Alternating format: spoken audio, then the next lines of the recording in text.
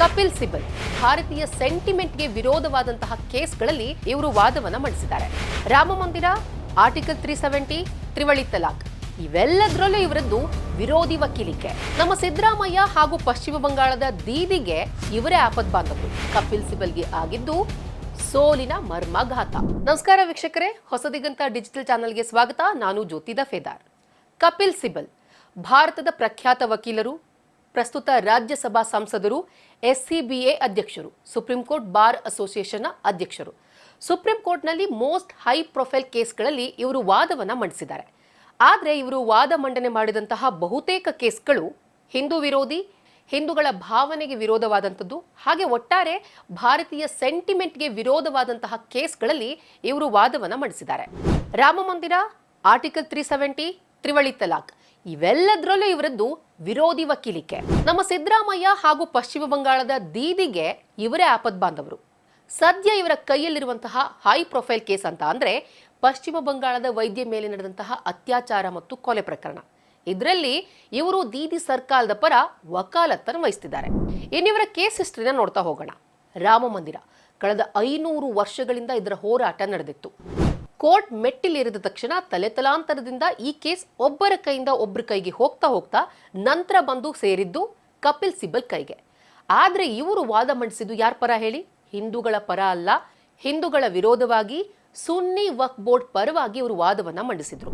ಕಳೆದ ಹಲವಾರು ವರ್ಷಗಳಿಂದ ರಾಮನ ಮಂದಿರ ನಿರ್ಮಾಣ ಆಗಬೇಕು ಅನ್ನೋದು ಕೋಟ್ಯಾನುಕೋಟಿ ಭಕ್ತರ ಆಶಯ ಆಗಿತ್ತು. ಆದ್ರೆ ಹಿಂದೂಗಳ ನಂಬಿಕೆಗೆ ವಿರುದ್ಧವಾಗಿ ಕಪಿಲ್ ಸಿಬಲ್ ವಾದವನ್ನ ಮಂಡಿಸಿದ್ರು. ಇದು ವಿವಾದಕ್ಕೆ ಗುರಿಯಾಗಿತ್ತು. ಸೊ ಫೈನಲಿ ಏನಾಯ್ತು? ರಾಮ ಮಂದಿರ ನಿರ್ಮಾಣಕ್ಕೆ ಸುಪ್ರೀಂ ಕೋರ್ಟ್ ಅಸ್ತು ಅಂತು. ಇಲ್ಲಿ ಕಪಿಲ್ ಸಿಬಲ್ ಅವರಿಗೆ ಸೋಲಾಯಿತು. ಇನ್ನು ಎರಡನೇದಾಗಿ ತ್ರಿವಳಿ ತಲಾಕ್ ರದ್ದು.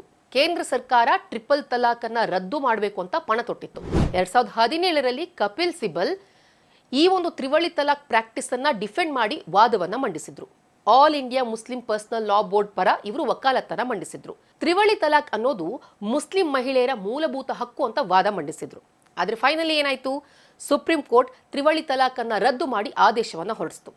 ಇಲ್ಲೂ ಕೂಡ ಅಗೇನ್ ಕಪಿಲ್ ಸಿಬಲ್ ಅವರಿಗೆ ಆಗಿದ್ದು ಸೋಲಿನ ಆಘಾತ. ಮೂರನೇದಾಗಿ ಆರ್ಟಿಕಲ್ 370 ರದ್ದು. ಕಾಶ್ಮೀರಕ್ಕೆ ದಶಕಗಳ ಕಾಲ ವಿಶೇಷ ಸ್ಥಾನಮಾನವನ್ನು ನೀಡಿ ಭಾರತದಿಂದ ಪರಕೀಯ ಮಾಡಿದಂತಹ ಆರ್ಟಿಕಲ್ 370ಯನ್ನ ಮೋದಿ ಸರ್ಕಾರ ಏನು ಕಿತ್ತೆಸಿತಲ್ಲ, ಇದರ ಪರ ಕಪಿಲ್ ಸಿಬಲ್ ಸುಪ್ರೀಂ ಕೋರ್ಟ್ನಲ್ಲಿ ವಾದ ಮಂಡಿಸಿದ್ರು. ಆರ್ಟಿಕಲ್ 370ಯನ್ನ ರದ್ದು ಮಾಡಬಾರ್ದು, ಇದು ಸಂವಿಧಾನದ ಮೂಲಭೂತ ಹಕ್ಕು ಅಂತ ಹೇಳಿ ವಾದ ಮಂಡಿಸಿದ್ರು. ಆದರೆ 2019ರಲ್ಲಿ ಮೋದಿ ಸರ್ಕಾರ ಆರ್ಟಿಕಲ್ 370ಯನ್ನ ರದ್ದು ಮಾಡಿ ಹೊರಡಿಸಿದಂತಹ ಆದೇಶವನ್ನ ಸುಪ್ರೀಂ ಕೋರ್ಟ್ ತಳ್ಳಿ ಹಾಕಿಲ್ಲ. ಅಗೇನ್ ಈ ಹೈ ಪ್ರೊಫೈಲ್ ಕೇಸಲ್ಲೂ ಕೂಡ ಕಪಿಲ್ ಸಿಬಲ್ಗೆ ಆಗಿದ್ದು ಸೋಲಿನ ಮರ್ಮಾಘಾತ. ಈಗ ಕಪಿಲ್ ಸಿಬಲ್ ಕೈಯಲ್ಲಿರೋದು ಹೈ ಪ್ರೊಫೈಲ್ ಕೇಸ್, ಪಶ್ಚಿಮ ಬಂಗಾಳದ ವೈದ್ಯೆಯ ಅತ್ಯಾಚಾರ ಮತ್ತು ಕೊಲೆ ಪ್ರಕರಣ. ಈ ಪ್ರಕರಣದಲ್ಲಿ ಕಪಿಲ್ ಸಿಬಲ್ ಮಮತಾ ಸರ್ಕಾರವನ್ನ ಡಿಫೆಂಡ್ ಮಾಡ್ಕೊಳ್ತಿದ್ದಾರೆ. ಈಗ ಇದೇ ಕೇಸ್ನಲ್ಲಿ ಅವರು ಸಂಕಷ್ಟವನ್ನ ಎದುರಿಸ್ತಿದ್ದಾರೆ. ವೈದ್ಯೆಯ ಅತ್ಯಾಚಾರ ಪ್ರಕರಣವನ್ನ ದೇಶದಲ್ಲಿರುವಂತಹ ರೋಗ ಲಕ್ಷಣ ಅಂತ ಹೇಳಿ ಉಡಾಫೆ ಹೇಳಿಕೆಯನ್ನ ಕೊಟ್ಟಿದ್ದಾರೆ. ಇದರಿಂದ ಸುಪ್ರೀಂ ಕೋರ್ಟ್ ಚೀಫ್ ಜಸ್ಟಿಸ್ನ ಕೆಂಗಣ್ಣಿಗೂ ಗುರಿಯಾಗಿದ್ದಾರೆ. ಹಾಗೇನೆ ಬಾರ್ ಅಸೋಸಿಯೇಷನ್ ಕೂಡ ಇವರ ವಿರುದ್ಧ ಕ್ರಮಕ್ಕೆ ಮುಂದಾಗಿದೆ. ಒಂದು, ನಿಮ್ಮ ಹೇಳಿಕೆಗೆ ಕ್ಷಮೆಯಾಚಿಸಿ, ಇಲ್ಲ ಅಂತ ಅಂದ್ರೆ ನಿಮ್ಮ ವಿರುದ್ಧ ಅವಿಶ್ವಾಸ ನಿರ್ಣಯ ಮಂಡನೆ ಮಾಡಲಾಗುವುದು ಅಂತ ಹೇಳಿ ಕಟ್ಟುನಿಟ್ಟಾಗಿ ಬಾರ್ ಅಸೋಸಿಯೇಷನ್ ಹೇಳಿದೆ. ವೈದ್ಯೆಯ ಅತ್ಯಾಚಾರ ಮತ್ತು ಕೊಲೆ ಪ್ರಕರಣದ ವಿಚಾರಣೆ ಕೋರ್ಟ್ನಲ್ಲಿ ನಡೀತಿರುವಾಗ, ಸುಪ್ರೀಂ ಕೋರ್ಟ್ನಲ್ಲಿ ಇದು ನಡೀತಿರುವಾಗ ಕಪಿಲ್ ಸಿಬಲ್ ನಗಾಡಿದ್ರು. ಇದು ನಿಜಕ್ಕೂ ಕೂಡ ಇದೊಂದು ವೆರಿ ಸೆನ್ಸಿಬಲ್ ಮ್ಯಾಟರ್. ವೈದ್ಯ ಅತ್ಯಾಚಾರ ಆಗಿದೆ, ಕೊಲೆ ಆಗಿದೆ. ಈ ಕಡೆ ದೇಶಾದ್ಯಂತ ವೈದ್ಯರು ಪ್ರತಿಭಟನೆಯನ್ನ ಮಾಡ್ತಿದ್ದಾರೆ, ಆರೋಪಿಗೆ ಗಲ್ಲು ಶಿಕ್ಷೆಯನ್ನು ಕೊಡಿ ಅಂತ ಹೇಳಿ. ಸಂತ್ರಸ್ತೆಯ ತಂದೆ ತಾಯಿ ನೋವಿನಲ್ಲಿದ್ದಾರೆ. ಇಂತಹ ಸೆನ್ಸಿಬಲ್ ಕೇಸ್ ಬಗ್ಗೆ ನೀವು ನಗ್ತೀರಾ? ಇದನ್ನ ಅಕ್ಸೆಪ್ಟ್ ಮಾಡ್ಕೊಳಕ್ ಆಗೋದಿಲ್ಲ. ಏನು ಕಪಿಲ್ ಸಿಬಲ್ ಅವರ ಕೇಸ್ ಪ್ಯಾಟರ್ನ್ ನೋಡ್ತಾ ಹೋಗೋದಾದ್ರೆ ನೀವು ಇಲ್ಲಿವರೆಗೂ ನೋಡಿದ್ರಿ ಅಲ್ವಾ? ಹಿಂದೂ ವಿರೋಧಿ, ಹಿಂದೂಗಳ ಭಾವನೆಗೆ ಅಗೌರವ ತರುವಂತದ್ದು, ಭಾರತೀಯ ಸೆಂಟಿಮೆಂಟ್ಗೆ ವಿರೋಧವಾದಂತಹ ಕೇಸ್ಗಳನ್ನೇ ಇವರು ಎತ್ಕೊಳ್ಳೋದು. ಹೇಗೆ ಸಾಲು ಸಾಲು ಕೇಸ್ಗಳಲ್ಲೂ ಸಿಬಲ್ ಅವರಿಗೆ ಸೋಲಾದ್ರೂ ಕೂಡ ಸ್ಟಿಲ್ ಹಿ ಇಸ್ ಪಾಪ್ಯುಲರ್. ಯಾಕಂದ್ರೆ ಅವರ ರಾಜಕೀಯ ಹಿತಾಸಕ್ತಿಗಳ ಬೆಂಬಲ ಅವರಿಗಿದೆ. ಇನ್ನು ಇವರ ಕೇಸ್ ಹಿಸ್ಟ್ರಿ ನೋಡ್ತಾ ಹೋದ್ರೆ ಗೊತ್ತಾಗುತ್ತೆ. ಒಂದೋ ಇವರು ಆರೋಪಿಗಳ ಪರವಾಗಿ ನಿಂತಿರ್ತಾರೆ, ಅಥವಾ ಮೋದಿ ಸರ್ಕಾರದ ವಿರುದ್ಧ ವಾದ ಮಂಡನೆ ಮಾಡ್ತಾರೆ. ಇವರು ಹೆಚ್ಚಾಗಿ ಸುಪ್ರೀಂ ಕೋರ್ಟ್ನಲ್ಲಿ ವಾದ ಮಂಡಿಸಿದ್ದು ಕಾಂಗ್ರೆಸ್ ನಾಯಕರ ಪರ. ರಾಜಕೀಯದಲ್ಲೂ ಕೂಡ ಕಾಂಗ್ರೆಸ್ ಜೊತೆಗೆ ಗುರುತಿಸಿಕೊಂಡಿದ್ರು. ಹಾಗೆ ಸುಪ್ರೀಂ ಕೋರ್ಟ್ನಲ್ಲೂ ಕೂಡ ಕಾಂಗ್ರೆಸ್ ನಾಯಕರ ಪರ ವಕಾಲತ್ತನ್ನು ವಹಿಸಿದ್ರು. ಹಾಗೆ ಇವರ ಕ್ಲೈಂಟ್ಗಳೇನಿದಾರಲ್ಲ ಅವರೆಲ್ಲರೂ ಕೂಡ ಕಾಂಟ್ರವರ್ಷಿಯಲ್ ಪರ್ಸನಾಲಿಟಿಗಳೇ. 2G ಸ್ಕ್ಯಾಮ್ನಲ್ಲಿ ಮಾಜಿ ಟೆಲಿಕಾಂ ಸಚಿವ ಎ ರಾಜಾ ಕನಿಮೊಳಿ ಪರ ವಾದ ಮಂಡನೆ, ಹಾಗೇನೆ ಕಲ್ಲಿದ್ದಲು ಹಗರಣದಲ್ಲಿ ಮಾಜಿ ಪ್ರಧಾನಿ ಮನಮೋಹನ್ ಸಿಂಗ್ ಪರ ವಕಾಲತ್ತನ್ನು ವಹಿಸಿದ್ರು.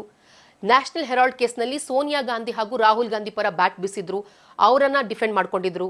ಹಾಗೇನೆ ಆಗಸ್ಟಾ ವೆಸ್ಟ್ಲ್ಯಾಂಡ್ನಲ್ಲಿ ಮಿಡ್ಲ್ ಮ್ಯಾನ್ ಪರ ಆರೋಪಿ ಪರ ವಕಾಲತನ ಮಂಡಿಸಿದ್ರು. ಹೀಗೆ ಇವ್ರ ಕೇಸ್ ಹಿಸ್ಟ್ರಿ ನೋಡ್ತಾ ಹೋಗೋದಾದ್ರೆ ಇವರು ಆರೋಪಿಗಳ ಪರ ವಕಾಲತನ ಮಂಡಿಸಿದ್ದೇ ಹೆಚ್ಚು. Most of the time Muslim ಹಾಗೂ ಕ್ರಿಶ್ಚಿಯನ್ ಹೈ ಪ್ರೊಫೈಲ್ಸ್ಗಳ ಪರ ವಾದ ಮಂಡಿಸಿದ್ದೇ ಹೆಚ್ಚು. ಹಿಂದೂ ಹಿತಾಸಕ್ತಿಗಳ ವಿರುದ್ಧವಾಗಿದ್ದೇ ಇವರು ಹೆಚ್ಚು. ಅವರ ಪ್ರಕಾರ ಜಾತ್ಯತೀತತೆ ಮತ್ತು ಅಲ್ಪಸಂಖ್ಯಾತರ ಪರ ಮಾತನಾಡೋದು ಅಂದ್ರೆ ಹಿಂದೂ ನಂಬಿಕೆಗಳ ವಿರುದ್ಧ ಮಾತನಾಡೋದು ಅಂತಾನೆ ಅರ್ಥ. ತುಂಬಾ ಕೇಸ್ಗಳಲ್ಲಿ ಸೋತಿದ್ದಾರೆ, but still he is successful. MUDA ಕೇಸ್ನಲ್ಲಿ ಸಿದ್ದರಾಮಯ್ಯನವರಿಗೆ ಇವರೇ ಆಪದ್ ಬಾಂಧವರೋ ಏನೋ, ಆದ್ರೆ looking at his case history, ಸಿದ್ದರಾಮಯ್ಯನವರ ಆಪತ್ತು ನಿವಾರಣೆಯಾದಿತಾ ಅನ್ನೋದೇ ಪ್ರಶ್ನೆ. ಸೊ ಈ ಎಲ್ಲಾ ಕೇಸ್ ಹಿಸ್ಟ್ರಿನ ನೋಡ್ತಾ ಹೋದ್ರೆ ಸೋತಿದ್ರೂ ಕೂಡ ಇನ್ನೂ ಕೂಡ ಸಕ್ಸಸ್ಫುಲ್ ಆಗಿರೋದು ಆಶ್ಚರ್ಯವೇ. ಇದಾಗಿತ್ತು ಈ ಹೊತ್ತಿನ ವಿಶೇಷ. ನಮ್ಮ ವಿಡಿಯೋ ಇಷ್ಟ ಆದಲ್ಲಿ ಲೈಕ್ ಮಾಡಿ, ಶೇರ್ ಮಾಡಿ, ಕಮೆಂಟ್ ಮಾಡಿ. ಹಾಗೆ ಹೆಚ್ಚಿನ ಕಂಟೆಂಟ್ಗಾಗಿ ನಮ್ಮ ಹೊಸದಿಗಂತ ಡಿಜಿಟಲ್ ಚಾನಲ್ನ ಸಬ್ಸ್ಕ್ರೈಬ್ ಮಾಡಿ. ನಿಮಗೆ ಯಾವುದಾದ್ರೂ ವಿಷಯದ ಕುರಿತು ಮಾಹಿತಿ ಬೇಕಿದ್ರೆ ಕಮೆಂಟ್ ಸೆಕ್ಷನ್ನಲ್ಲಿ ಡ್ರಾಪ್ ಮಾಡಿ. ಧನ್ಯವಾದಗಳು.